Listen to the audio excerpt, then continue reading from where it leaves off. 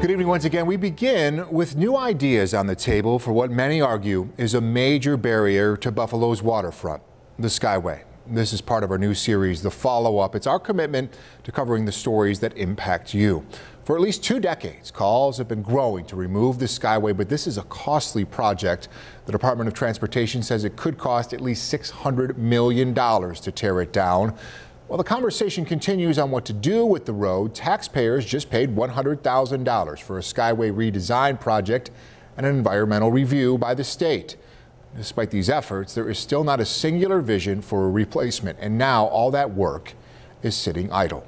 7 News anchor Ashley Rowe has been following up on this story. She's live tonight along the waterfront with new information on this long talked about issue. Ashley. Jeff, that lack of consensus is exactly what has caused the hard stop on any further discussions about the future of the Skyway. While some people really want to see it torn down, other people rely on it every day, and that's what causes the friction point.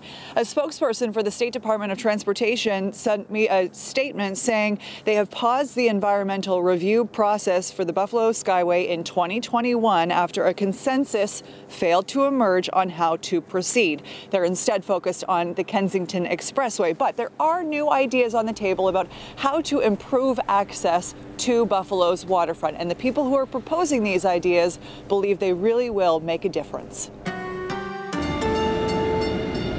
Imagine taking the NFTA Metro Rail down Main Street, or parking your car by KeyBank Center and walking across a suspension bridge to the outer harbor. We thought, boy, that would be a great design for the problem of getting from one side of the Buffalo River to the other cheaply. It's Tim Thielman's newest idea now that the State Department of Transportation has paused its environmental review of the Buffalo Skyway. The executive director of the Campaign for Greater Buffalo is already at work collaborating with the company that built America's longest pedestrian suspension bridge in Glattenburg, Tennessee. It's exciting. They're building bridges over 1,000 feet long, and the Buffalo River crossing would only be 800. Thielman estimates building the bridge would cost a few $1 million, a fraction of the estimated $600 million cost of tearing down and replacing the Skyway. If you were to get the green light to build a pedestrian suspension bridge, how long would it take to actually build?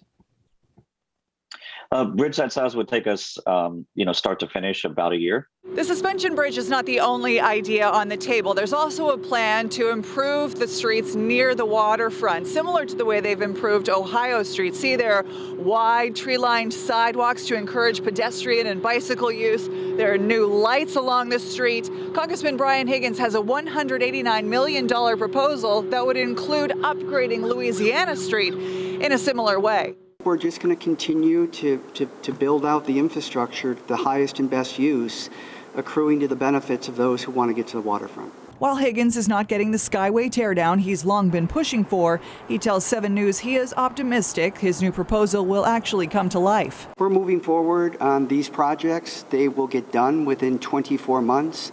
We have broad support for them. He hopes a combination of state money and federal infrastructure funds will get the job done.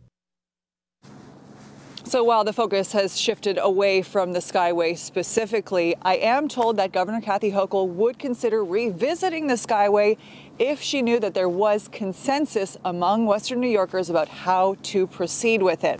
I will continue to follow up with this story as well as other stories that matter to you. Head on over to WKBW.com to see these stories on demand. Jeff, from the Buffalo waterfront, we'll send it to you.